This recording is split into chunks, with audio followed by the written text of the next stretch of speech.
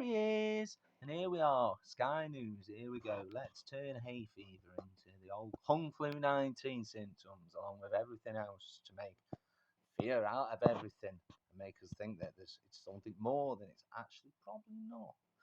There's a lot of questions being asked. A leading Kung Flu 19 symptoms researcher has called on the government to update the list of classic symptoms of the virus. We've got classics now. Guys, I'm sure they'll be releasing them all on an album.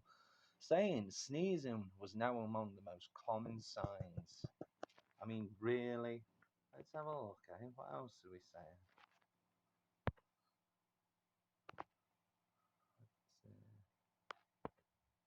Few technical difficulties, but never mind. Winner.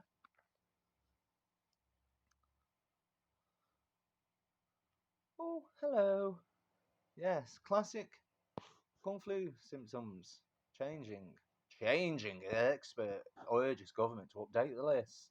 Professor Spector, he's a spectre in all of this, also says he believes the current wave of infections should peak within 2 weeks. Said not many women. A leading symptoms researcher has called on the government to update the list of classic symptoms of the virus, saying sneezing was now among the most common signs, along with a runny nose and everything else. Professor Tim Spector, co-founder of the Zoe COVID symptoms study, said recent data showed that the other signs were headache, runny nose, and a sore throat, all classic symptoms of the cold. And hay fever. The study records the symptoms of people who have received a positive PCR test.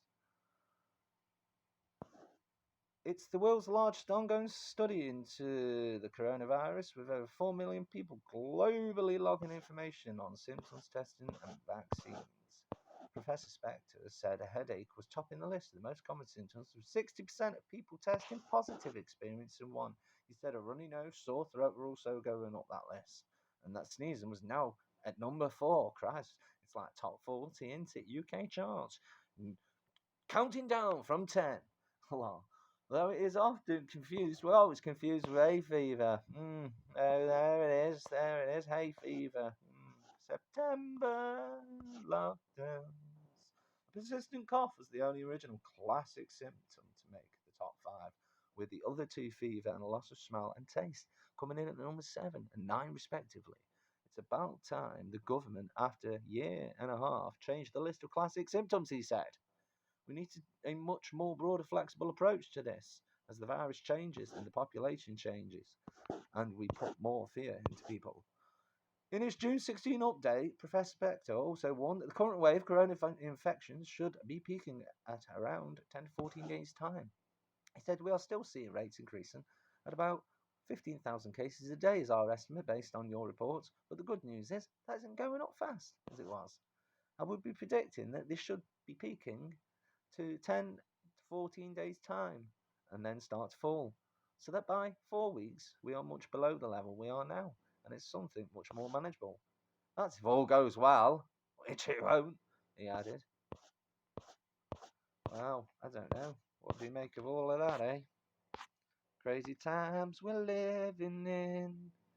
Strap on your boots and tighten up your braces. Get ready.